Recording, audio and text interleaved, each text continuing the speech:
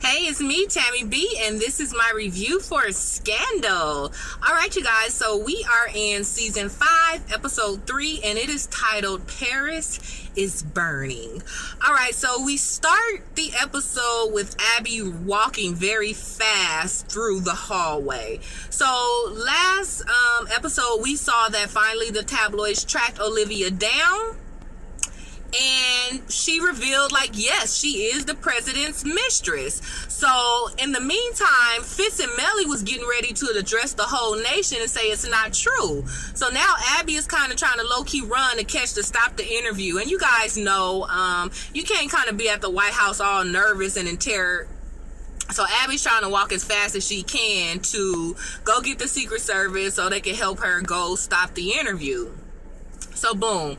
So she gets up, pretend there's a threat, have everybody usher Fitz and Mellie out. They get to the office, she turns on the TV, and they show that Olivia said, yes, she is the mistress. So Fitz all looking like lovingly, like, oh, and Mellie was like, what? Yes, like, whatever. So then guess who walks in? Here comes Olivia in her black and white, and she looking all somber and lovingly.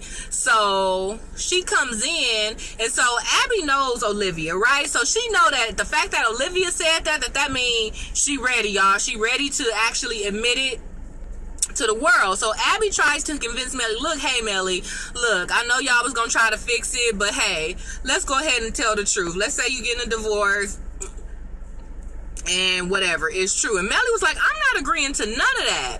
So Fitz kind of looks at Mellie and was like, look, go to your office and we'll tell you, we'll call you when we're ready for you. So she looked at him like, ugh, like, are you serious? Y'all, if I was Mellie, I would have slapped the dog piss out of Fitz. Like, what? Like, even if she know that they've been sleeping together, but oh, you about to do me like that? Like, for real? First of all, you was about to do me like that from the beginning. We just had a semi heart-to-heart and was gonna fix it, and now since this whole saying, oh, y'all having an affair, like, y'all gonna come get me? So Mellie walks out, you guys, and Mellie walked right past Olivia. I would have slapped the piss out of Olivia too. Like, are you kidding me? Like, trick. Like, after all we done together, like, I understand you sleeping with my husband, but like, y'all about to do me like that? So I was like, Mellie, like, come on, you done took enough all this time. Like, okay, I could understand not fighting the other woman, but in this case, it's in your face disrespect, you know? So I would have at minimum slapped the piss out of Fitz, even if I would have walked out and went to my office. So whatever, y'all. So Abby kind of gets the drift that Olivia and Fitz need to be alone, so she run out talking about, you know, I'm gonna figure out what to do. So Liv and Fitz look at each other all lovingly and they kiss, you guys. And you know the camera is up above the Oval Office, so you know back in the day they used to hide on the sides or by the curtains so they could kiss in peace. But I guess since it's out, they kissing everywhere, y'all. So they go ahead and kiss and decide, like, hey, I picked you. Olivia's like, my bad, maybe I should have ran it by you. And he was like, no, we good, you know, I love you, like, it's happening, it's going down. So guess who back, y'all? Cyrus is back. He looking a little gruffy, but hey, he is back, and I am here for Cyrus. Like, I don't know why I'm so team Cyrus. So Cyrus, I guess Mellie called Cyrus, like, hey, I need your help, it's about to go down. So Cyrus come in like, all right, I'm gonna help you. Abby in there talking to Mellie, and he just shoos Abby off. He was like, all right, this is my client, I came to serve the country, so we'll meet you with our demands, or we'll call you back with our demands. And she was like, what demands? He was like, we'll be in touch. And it was kind of funny, that was kind of cute. So he slammed Abby out the door because, you know, Cyrus knows what the plan is, but he may not know what Mellie does want. So, but he knows she needs something. He not about to let, you know, Mellie just go down. So he was like, he don't know what she need, but at least he was able to come in there, kind of shoot Abby off to buy him some time to kind of get their little thing together. So I appreciated that with Cyrus. So Cyrus asked Mellie, like, what do you want? And she pissed, y'all. She was like, I want to destroy Olivia. I want to make her hurt so bad that it makes him hurt. And, you know, Cyrus listened to it, but at the end, Cyrus is Cyrus. He's a man about power, and he don't work off emotion. So he was like, look, Mellie, I understand you sad and hurt, but don't think with your emotions right now. Don't think as the first lady. Think you are the senator of Virginia. What do you want? And she was like, I want the White House. And he's like, yes. So he just kind of wanted to get that fire out of her. I was like, go ahead, Cyrus. I need him to call me to motivate me to get my life back together. So he was like, all right, so I'm gonna help you get that, right? So Cyrus is working with Millie to negotiate. So Elizabeth North, Fitz's new chief of staff, goes to him, was like, look, Cyrus is working with Millie. They want some negotiation. So Fitz like, what? Oh, heck no, I'm about to go in there. So she blocked him, was like, look, don't go in there with your emotions. Like, let's fix this. She doing her job as a chief of staff, but he all in his emotions. No, she don't get no demand. She gonna do what I'm saying. I'm about to go tell her. And if you don't get in my way, you fired. So she kind of looks at Liv like, you gonna help me? But Liv don't say nothing. And she kind of like, oh, well, fire me then. But I think by the seriousness of Elizabeth North, and then the fact that, of course, Olivia was like, go ahead and listen to her, Fitz. So Fitz listened. He was like, all right, fine. I won't go in there. Tell me what you want, and, you know, we'll fix it. So then Abby comes in there kind of talking some more stuff. And once again, he's all mad. And Olivia comes up with the answer. And then Abby waits like, is that what you want, Fitz? Or, you know, President, whatever she calls him. And then he's like, yeah, y'all. So everybody kind of looking to Liv, because they know that, you know, she the one who gets Fitz to do what needs to be done. So Abby storms off because she kind of pissed at Olivia coming in there doing her job. And number one, she's still pissed the fact that, you know, she asked Olivia 2 weeks ago, was they messing around? And she said no. So Abby storms off. So Olivia runs and chases Abby out. And I was so here for this scene. So Abby and Liz scene, you guys. And to me, it just shows that they're friends more so than anything. So Liv was like, look, Abby, I'm sorry I didn't tell you about Fitz. And she was like, it's more than that. I asked you as a friend, you know, if you guys were messing around. So number one, our friendship still ain't cool because you didn't tell me for that reason. But number two, like, let's be real. The reason that you didn't tell me is because you didn't think that I could handle it. Abby is the White House secretary. So when she's up there, she says stuff. And Olivia kind of was fearful that she might slip and say something about the president. But Abby's like, I've known you all this time. I helped you fix all those cases under Pope and Associates. You should know that I know the difference between the real and the truth, and or the truth and what you tell to the press. So you should have trusted me enough to be able to know your secret as my friend, but still been able to deliver my job as the White House correspondent. And that's true, because Olivia thing is like, tell the truth, but the reason all so far in all these cases she's ever done, the reason that she don't tell the truth is when it's going to jeopardize the case. So Abby is wise enough to know, like, yeah, it's not just because you're scared of being a hoe that you didn't tell me the truth. It's because you treat me like a client, like, oh, don't tell me the truth. It's scared that I'm going to mess up your whole story. So that's not cool. So she storms out, and Liv just looking like, oh. So that was that. So Abby decides to print the demands of Melly. Y'all, so she know how to change the toner. I was like, dang, I do not know how to change the toner in my copy machine at work. And the funny thing, we didn't have the same one for like 8 years. We finally got a new one now. But shoot, I didn't know how to change the one from 8 years ago. So I definitely probably don't know how to change this high-tech one. So that's interesting. I want to see if I can find an interview on that. Like, Abby, was that practice? Did you practice learning how to change that toner? Or did you, like, low-key for real know how to change the toner in the copier like that? So Millie want everything, y'all. She want his family home. She don't want Olivia around the kids. She wants $500,000 a year. She wants Fitz to campaign with her to be president. She lists out the demands, y'all. And at first, Fitz like, oh, heck no. But Olivia was like, look, I did a lot of divorce cases, and honestly, what she's asking is not much, so let's go ahead and do it. So they tell Melly that we gonna do it. So Cyrus goes, hand her the paper. Here, boom, you got everything you want. We good. So Millie looked through it like, dang, they caved on the house and everything. All right. So she thought about it, and she was like, no, I'm not gonna sign this. And Cyrus like, why? It's everything you want plus more. That's the greatest deal ever. And she was like, I don't know what I want, but I don't want this. And I get it, you guys, because at first you like, oh, I'm gonna be mean and get out. Well, not be mean, but be fair. You know, that is his kid in 20 years. Like, you know, some child support and some support on the campaign trail. I don't think that was much to ask either. The family house, come on now, Millie. Like, you barely be in your own office as it is. Why you want the family house? Your kids ain't coming there. So that was too much, but hey, they gave in, right?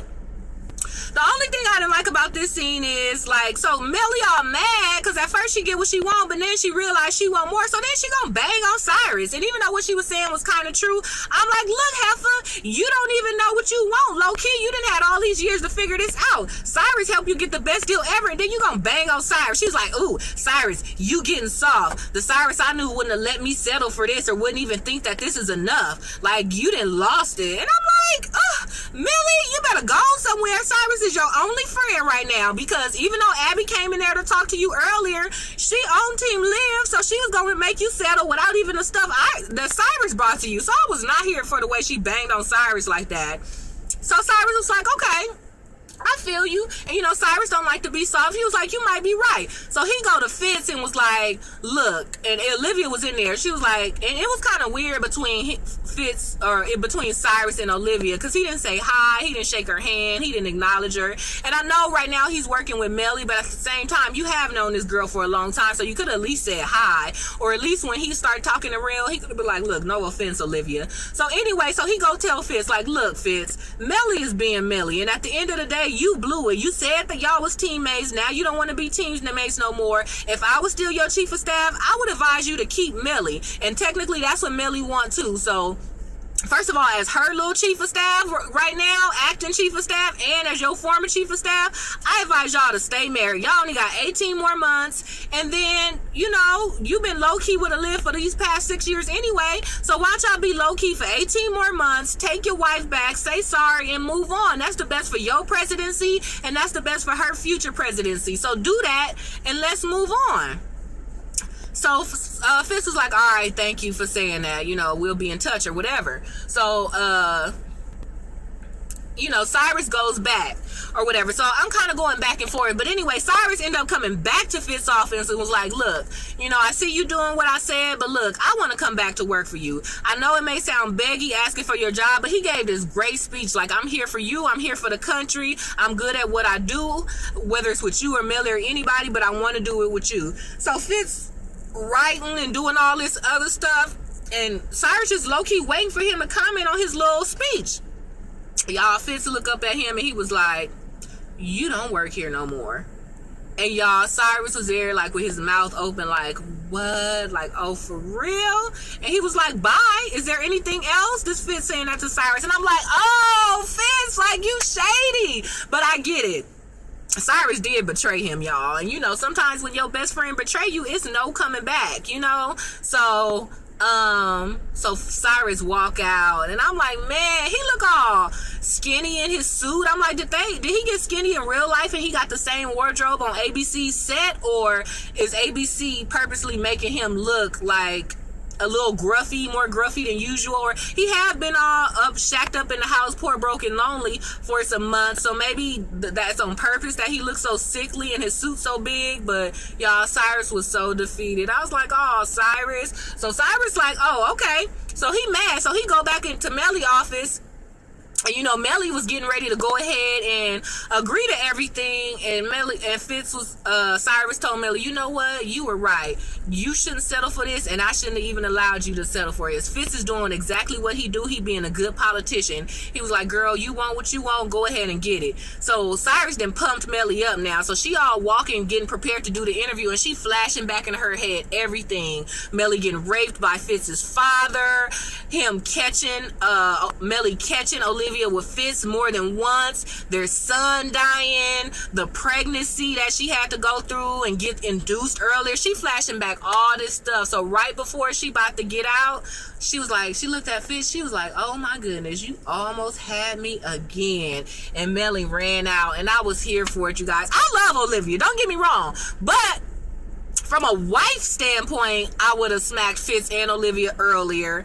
And then from a wife standpoint now, I'm here for Melly not doing the interview. Like, no, like, you think I'm gonna let you be with your side chick in peace? Like, you lied to me. Like, that's not cool. Like, don't get me wrong, I don't want to be with no man that don't want to be with me, but I'm not about to let you do me dirty, or I'm not about to let you live an easy life and I'm not. Even though her getting a presidency, that's not an easy job, but I do think Fitz helping her become the president is almost an even trade, depending on how much you want it. See, if Melly was Cyrus, that would have been a perfectly even divorce. Hey, when you out, I'm in, you can do whatever you want with your hoes. But, you know, Melly is a woman and a wife, so it's a little bit more emotion there than it would be with Cyrus or somebody else. So, you know, whatever Melly chooses, I'm with Melly on it, because at the end of the day, like, you blew it, so you gotta fix it. So, whatever. After all of that, it's decided that, all right, whatever. So, maybe y'all gonna say I'm a hoe. All right, so Olivia was like, I need some air. So she goes to her bedroom, y'all, in the White House. Her bedroom, what? It's Melly's old bedroom. So she trying to cool off, but then she get in there and see Melly in there, and she was like, oh, my bad. Like, yeah, Olivia, oh, your bad. Like, the wife is back in the house. Like, you're not gonna go get some, relax somewhere else? But, hey, you know, if my man said I could come in this room, I could come in this room, I guess. So Melly looking for some hooch, y'all. She was like, I used to have hooch all around here, and right now I need some hooch. So she looked all around, and finally she found some in a Louis Vuitton bag on top of the closet. And she opened it, and she gonna offer Olivia some, like, here, F it, here. You want some? Because this is a lot of work, girl.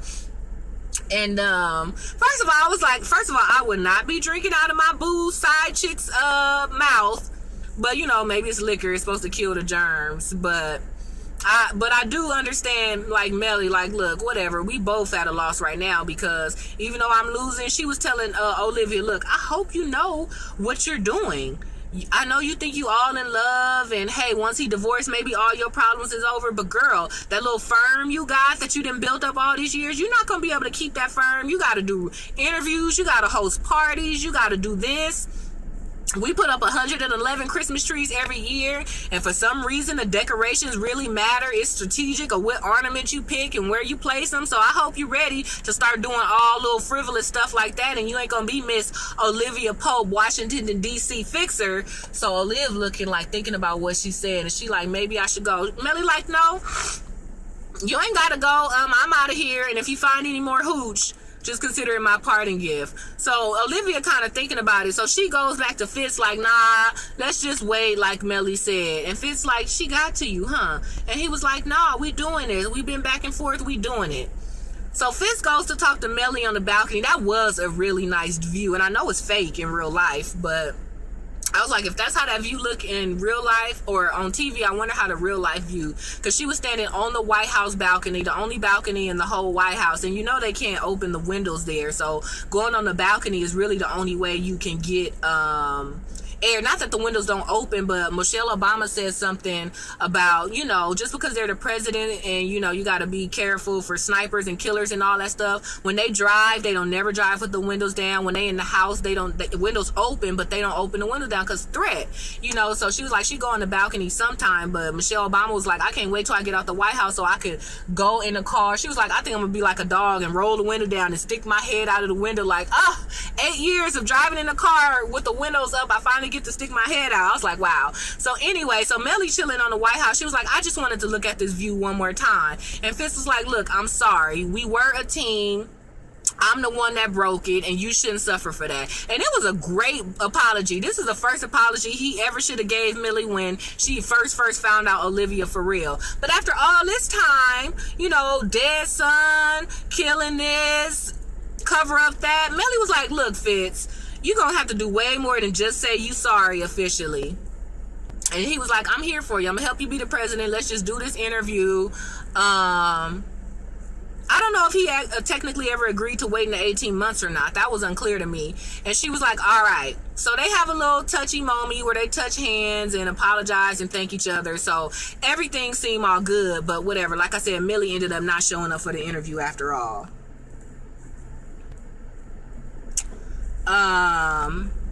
So boom, y'all. So the final verdict is, and that's was still unclear to me because I don't know, are they waiting the 18 months or not? Do you guys know? Did you catch that? So are Fitz and Olivia coming out now, or are they gonna wait the 18 months? I couldn't catch the final conclusion, but I do know Abby went ahead and went to the White House press and was like, look, Olivia Ho, she have a whole lot of high profile boyfriends. It ain't no surprise that she done snuck up under the president now that she been his little advisor all this time.